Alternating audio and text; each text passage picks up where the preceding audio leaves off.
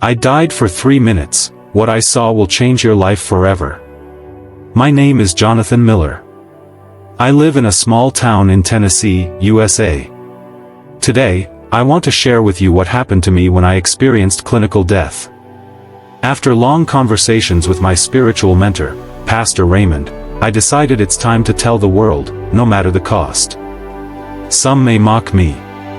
But if even one person believes and changes their life, then it was worth it. What happened to me is not fiction. I have medical records to prove it. I'm alive today only because of God's mercy. Before this, I lived a dark life. I worked as a bouncer in a bar. I cursed constantly, mocked God and Jesus, and lived in sin. Religion was a joke to me. Then one night, without warning, I had a heart attack. I was rushed to St. Luke's Medical Center in Nashville. An old friend, Dr. Stephen Harris, now a respected cardiologist, said I needed an emergency angioplasty and stent.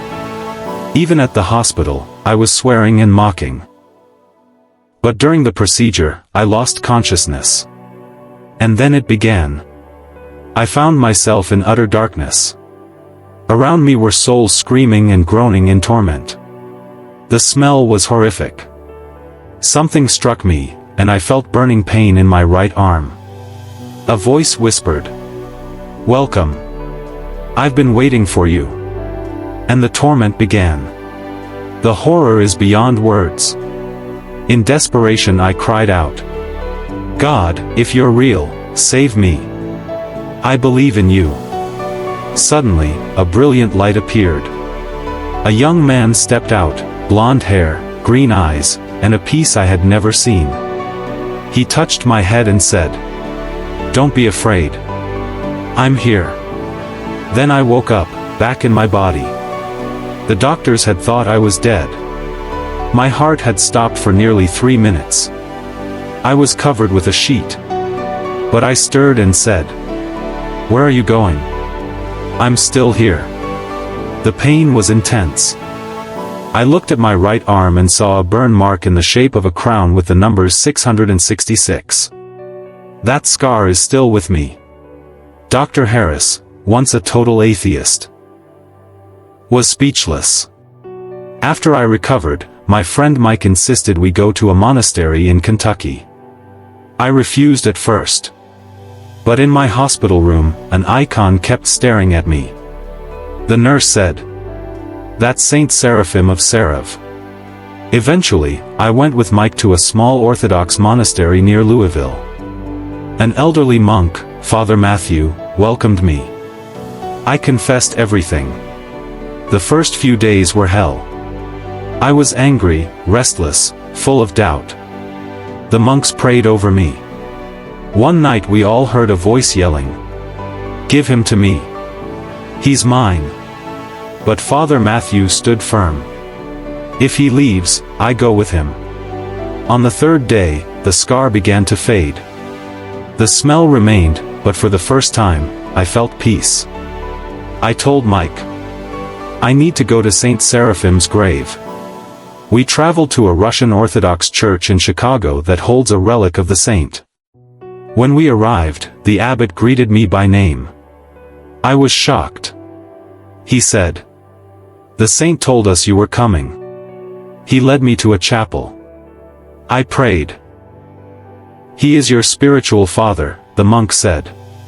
I kissed the cross. I felt like a new person.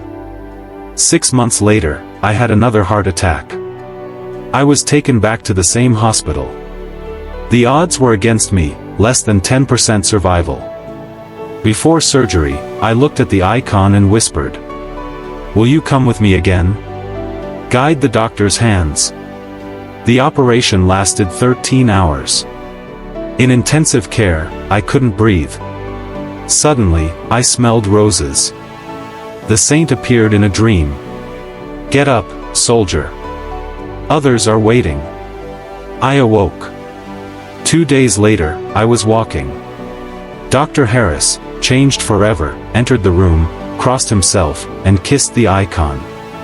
An old monk came to visit a neighbor in the ICU. When he saw me alone, he asked, "Are you an orphan?" "Yes, kind of." "No. Your mother is the Virgin Mary. And the angels are always near you. Now I live simply. I have throat cancer, but I'm not asking for healing. I only pray for mercy, for the world, for America, for every soul. When my time comes, I know who will take my hand." Jehovah's Witnesses once offered me money to use my story. I refused. My house belongs to Christ alone. Today I am a new man. I love Jesus Christ with all my heart. Pastor Raymond once told me, "Jonathan, the one who came to you in hell, was most likely Christ himself." Thank you for listening. I'm not afraid of death. I'm only afraid of going back to the place where God is not. If this story touched your heart, if it made you stop and think, please give it a thumbs up. Subscribe to the channel. And share it with someone who might need to hear it today. Not for me, but because just one soul might be saved through it. Thank you for watching. God bless you. Folded hands.